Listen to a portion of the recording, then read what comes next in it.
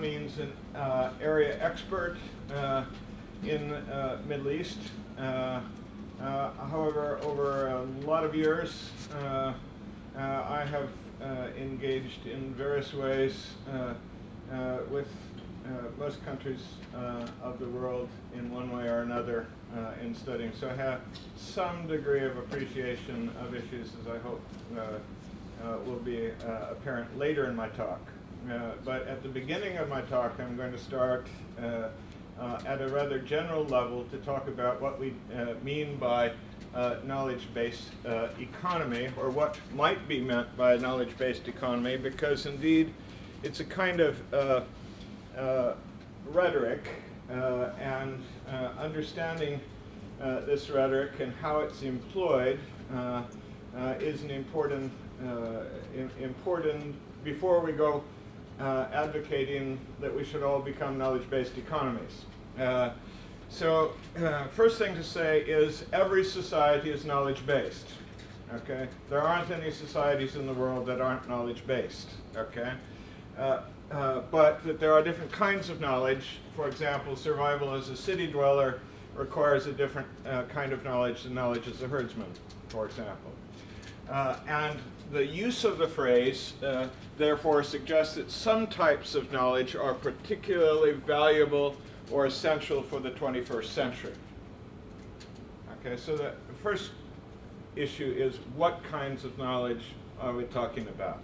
Okay, and the extent to which this is true depends upon the composition of economic activities within a particular society.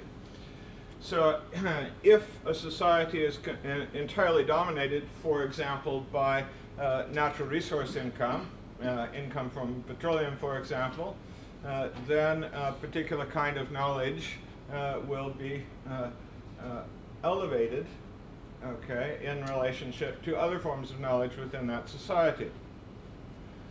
And we would say that in petroleum-based economies are generally interested, as some of the earlier comments suggested, in diversification, in building a future. We'll come back to future issues in just a moment.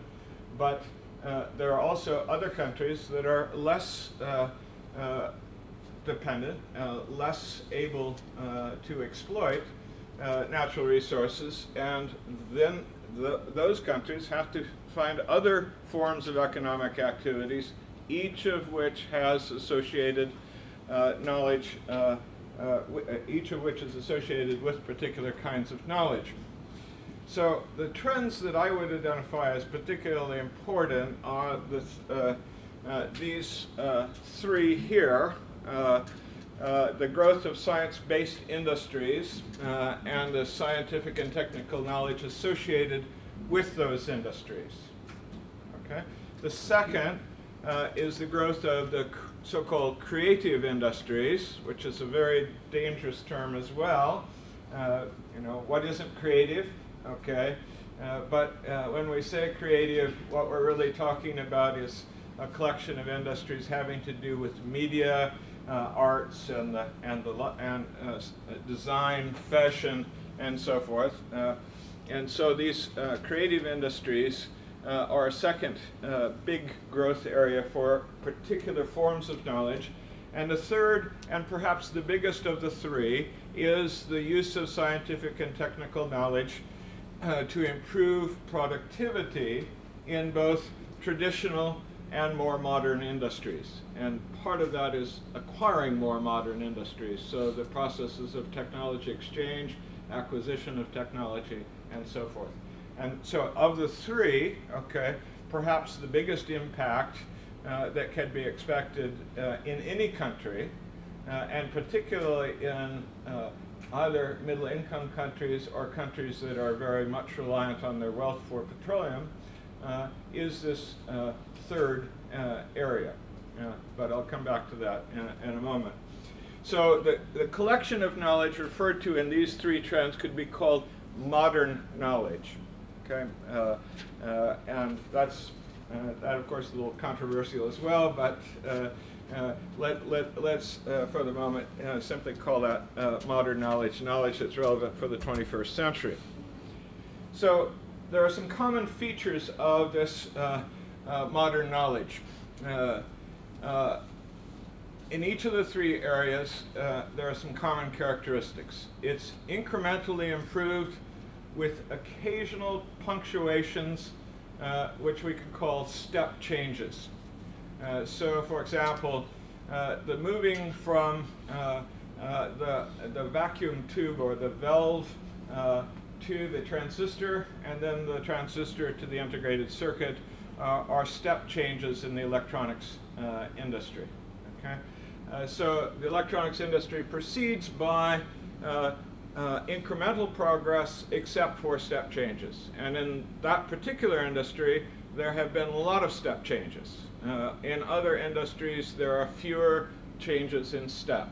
The progress is more incremental. The second, it's cumulative. You build upon what it is that you've done before. So new knowledge tends to be based upon existing knowledge, except in the unsettled period of step change. In the step change period, the old knowledge gets wiped out, in part or entirely. A third characteristic is that modern knowledge is increasingly complex in two senses. The depth of specialization that's required is increasing. So the degree of specialization in order to be effective in the application of the knowledge is growing. And the other is that the range of specialisms that are needed for useful results is growing. So you have to, in fact, have more different types of specialities involved in the production of modern industry and the use of modern technology. And the last is that the processes of knowledge exchange, by the way, I prefer this term knowledge exchange to knowledge transfer or technology transfer, because knowledge transfer or technology transfer involves a learning process, and learning is almost always interactive, as the earlier speaker was suggesting. So processes of exchange of knowledge involve the growth of the use of information, and while information is emphatically not the same thing as knowledge. Okay, so we are part of the defining feature of our era is the use of information technology. Here we have information technology surrounding us, but that information technology is not knowledge. We have a process of constructing from information our own understanding of the world, and that constitutes knowledge. Our understanding constitutes knowledge, whereas the words on this page constitute information. The two are not directly connected. Otherwise, I could simply give you my slides and sit down, and that would be the end of the day. So a considerable attention has been devoted in the last 30 years to the Asian miracle. For example, the Republic of Korea and Ghana start at basically the same level when we're talking about the 1950s, and 20 years later in the 1970s, there's not very much difference to illustrate. 50s, Ghana and South Korea. 70s, Ghana and South Korea. Okay. 1990, Ghana and South Korea. Okay. The measure, per capita GDP. Okay. Now the claim is that the difference between patterns of development in these two countries is largely the consequence of knowledge. Difference attributed to knowledge here by the World Bank. And what they mean by that would require more time than I have, but it has to do with how we account for long-term economic growth and how we decompose long-term economic growth to source. Okay, how much is due to accumulation of capital and how much is due to accumulation of labor, how much is not explained by either forms of accumulation, but is in fact the productivity of capital and labor used together. And that additional element, okay, which actually is the starting point for my field of science, technology, and innovation studies, is that actually, compared to traditional understandings where accumulation was the story, the modern story is, well, actually, it's that other thing. The thing that's not about accumulation of capital and labor, but about knowledge, that really makes the difference in economic growth. So today, the GDP of Ghana is about $3,100 US in purchasing power parity terms. In Korea, it's 31,000. So literally in a lifetime, in my lifetime, there's been a gap of a tenfold difference arising between these two countries. Most of the middle income countries in the world ask how it might be possible to duplicate this performance and what role knowledge has played in the success of countries such as Korea. All right, now let me come on to the Middle East. We've already talked about definitions a little bit, and just for simplicity, I've taken the ESCWA definition. It's not it includes North African countries, even though the ESCWA refers to West Asia. Well, there's some problems there, but it prominently excludes some other countries that share some of the cultural features, for example, of Islam. So you have countries of Iran and Turkey, for example, are conspicuously absent from this list of countries. It is defined around Arab countries, but some of these societies are more heterogeneous in composition than others. Some of them are more homogeneous than others. So as any audience familiar with the region understands, this grouping of countries is paradoxical. It includes countries with strong natural resource bases and countries that have no such sources of wealth. It includes some of the highest income countries in the world and also countries with very low incomes. And it includes countries with substantial degrees of industrialization and those with little modern industry. So it's very difficult to speak about the Middle East and North Africa in any sort of comprehensive and directed kind of way. So my way forward on this is to say, well, actually,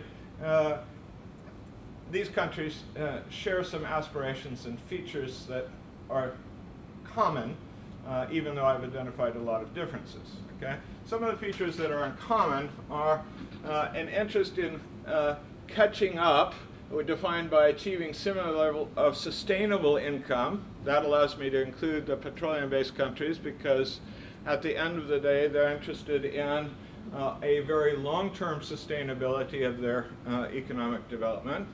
Second, referring to the earlier speaker's reference to youth, okay, it's a particular feature of all of these societies that they have very young populations, okay? So there's a desire to create satisfying and remunerative employment opportunities for these young people. And third, for those, specifically for those countries with petroleum wealth, an interest in diversifying, which I mentioned already. And assuming that these are common aspirations, it's possible to consider them from the viewpoint of the three defining trends that I mentioned earlier. And I'll bring in some of the general or common features of knowledge in talking about each of them. But my point here, where I'm driving, is that the umbrella or overarching concept of knowledge-based economy is actually not very helpful when you come down to making policy, when you come down to making a specific plan for improving your economic circumstances. I've chosen these three trends specifically to illustrate the differences between policies that are relevant to the three different parts of knowledge-based growth. So if we speak about science-based industries, we're largely talking about creating elites. Okay? If you want to be a world-class science-based industry, you have to have the world-class scientific elite. Okay? But unfortunately, that's not enough. Okay? That elite also has to be able to exercise agency, to be able to take action and exercise entrepreneurial capacity. So all of the questions about regulation, about freedom to operate in a business sense become very relevant when we talk about science-based industry. You can have an elite science, create world-class science, and have no domestic impact whatsoever. Okay? So how does one connect the world-class science with entrepreneurial efforts within the economy becomes an important issue. Second important issue, coming back to East Asia, and the success of East Asia has a lot to do with the rise of what we call SPRU, a techno-economic paradigm, which means a collection of technologies and the economic activities attached to them that dominate a particular era. Okay? So we live in the era of information and communication technologies. Okay? My father lived in the era of mass transportation, the growth of the automobile. And living in America, it was about the creation of things like the interstate highway system and the centrality of companies like General Motors to the U.S. economy in the 1950s, for example. And also other forms of transportation, such as passenger aircraft, the age of the jet aircraft, and so forth. Earlier generations, okay, my grandparents living in an era of electrification, okay, the building of hydroelectric facilities in the part of the world where my family is from transformed life there. So every age has some techno-economic paradigm associated with it that dominates other forms. In our era, the scientific-based industry paradigm is around information communication technologies, and to a lesser extent, pharmaceuticals and other kinds of artificial health aids are important. So there's a problem there. We're already well along in that particular era. Okay, it forecloses entry opportunities when you're at a mature stage in a particular techno-economic paradigm. And we don't have, at this stage in history, a very rapid rise in a new paradigm. Okay? So we don't have, if you think of it as a wave, okay, and think of it as surfing, okay, it's difficult now to find the wave to ride for a particularly good surfing experience. Okay? The waves are a little bit smaller. So in constructing, the last point I have about science-based industries is that those countries that have had success with science-based industry growth have done so in part by harnessing the diaspora. Okay? That is, persuading the people that have been abroad for a number of years or perhaps most of their careers to return home and contribute to development efforts in their country of origins. And this is not unique to China or any of the East Asian countries. It's true in many times in history. And the other feature, a little bit more controversial, is the value of cultural diversity. So cultural diversity played a very important role in England in the form of Quakers, for example, contributing to English industrialization. And when life was not so comfortable for Quakers in England, we benefited a great deal in the United States from having those people emigrating to us. And in fact, the United States has benefited enormously from people emigrating to the US in order to avoid whatever form of persecution as a minority they experienced in their home countries. Okay? It's a recurrent source of advantage. So cultural diversity plays a role because it is culturally diverse communities that often are contributing to the elites necessary for science-based industry. Now, creative industries. Creative industries, and now this will be a little bit more controversial. It's always hazardous to speak, particularly with an audience who knows much more than I do about the region, but I'm going to characterize the Middle East and North Africa as relatively conservative societies. Okay? And by that, I mean it's difficult to reconcile a conservative social and cultural view with many of the manifestations of creative industries. Creative industries generate deviance from social norms. Okay? They generate people that don't exactly fit, okay, in a whole variety of senses. We talked about gender issues. Well, there are further issues beyond men and women, okay, and we speak about creative industries. We also have to be talking about greater diversity than simply male and female diversity. So not only, but also cultural diversity, diversity of opinion and view compared to other people in the society.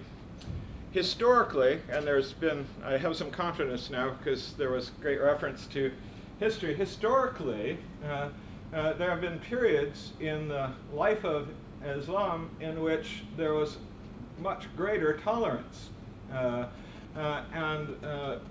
In those periods, their enclaves were more tolerated, and creative industries generally thrive within enclaves. So it's about creating sheltered spaces or places where people feel safe that such industries might arise. An attractive feature of such industries is that they require relatively less initial investment and can be built incrementally within a human lifetime by a founder entrepreneur to some substantial size. An example of that is the fashion company Zara, okay, one of the world's wealthiest individuals. Okay, you may know his origins on a very modest community in Spain that has no other redeeming features really from a global economic performance point of view, but because of his imagination transforming an important part of the fashion industry and earning great personal wealth from doing so. Finally, this area of productivity improvement in modern and traditional industries. As I said at the beginning, probably the most promising of these three areas, sustained improvements in productivity require very substantial social transformation. And this is the tough point. Virtually all modern technologies require a high level of basic education and empowerment of those actually doing the work.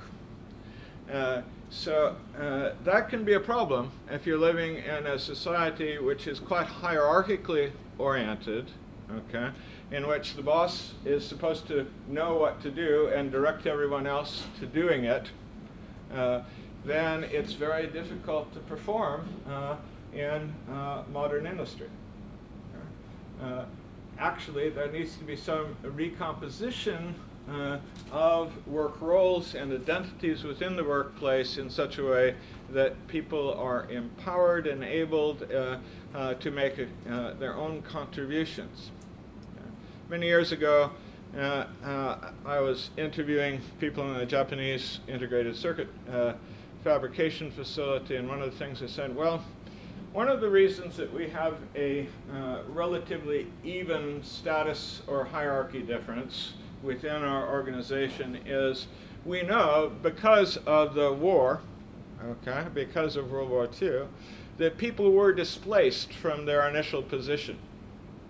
Okay, their family might have had a venerable, noble tradition, but because of the disruptions of the war and the subsequent chaos, they were dislocated from their current position. So we don't assume that because somebody's doing a modest job that they have a modest background. Okay? We don't assume that because somebody's doing a high job that they're necessarily entitled to that position. So you can see that there are some important sort of social ideas lying behind this idea of improving productivity. All right, then a couple other points. Technology transfer, as I suggested earlier, is a very misleading concept. Technologies can be acquired, you can buy them, okay, but in order to use them effectively, you have to harness this other process of social transformation. And research has demonstrated that learning in many different forms, not only in the classroom from the books, but experiential learning, is the essence of productivity improvement. Thus, neither research and development, which is a common indicator that's used about knowledge, nor technology transfer necessarily or themselves offer a path to making productivity improvement. So there's no magic bullet here, okay? It's a process of social development. And because of complexity and specialization, the range of capabilities needed is much broader than any single company is likely to have, which draws attention to how a society organizes its systems or networks for making improvements. And that comes back to the industry, because if I was to ask our previous speaker a question, it would be about how the university is interacting with industry and achieving more of a national system of improvement and progress.